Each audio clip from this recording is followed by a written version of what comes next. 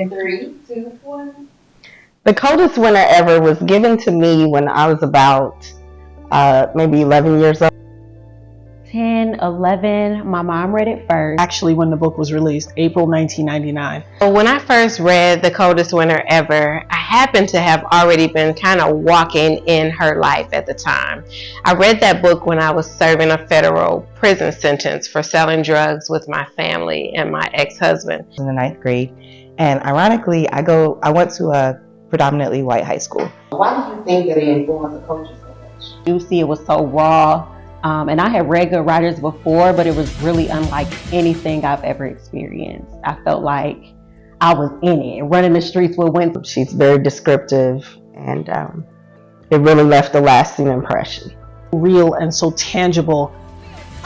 It changed my outlook on life and on the literary world. I knew for a fact that I didn't want my daughter to be Winter. I knew that I needed to change my life, and that's when I realized that after I read that book, it was like a page turner, and I read it and I kept saying, oh my God, and I was just living that life through reading the book in my own real life.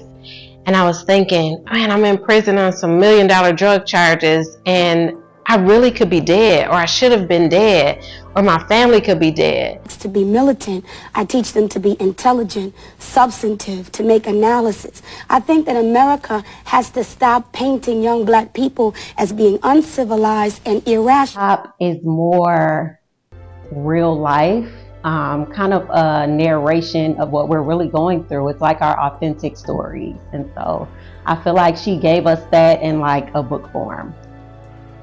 And most young girls have a Santiago. Like most young girls' daddies are in jail or died from drug dealing or selling or even using. As an adult, is that the young women in Winter and her sisters, her cousins, they were taught by these older women to, use their bodies and their beauty and all these things to gain material possessions.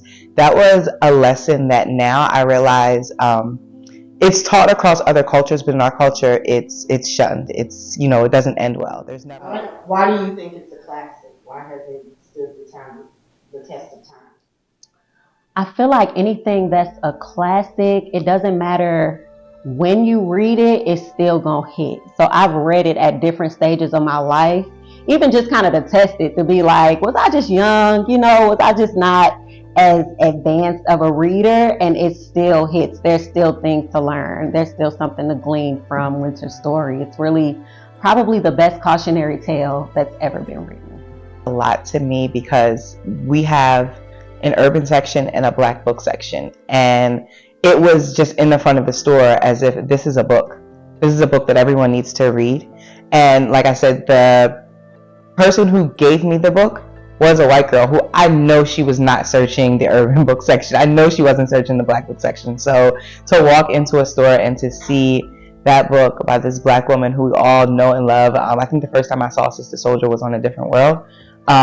So to see this book of hers at the front of the store, it also was important to me because it told me that it was possible. Sister Souljah, I interacted with her. I didn't know her personally, but I've interacted with her. So reading No Disrespect was so pivotal. And then when she went on to The Coldest Winter Ever, it was so many people that I knew and so many people in my community and so many situations that were familiar that it just encapsulated all of that and made it tangible. And I understood. I felt like it was a love letter to the culture. It was basically, she understood that in all things there is duality. And Well, I don't make my work for you to interpret it. I make it for black young people so that they can understand that we are at war, that we have to be strong-minded, that we have to be productive, that we have to be unafraid of expressing ourselves and getting what we want in this society. Because there would be, quite frankly, Tubi might not exist without The Coldest Winter Ever. It's helped me realize that not only do you need to understand who you are, you need to set goals for your life so no one else determines who you are. So thank you, Souljah, for The Coldest Winter Ever. It is definitely needs to be a movie because you are the catalyst for all of the hit tales. Thank you so much.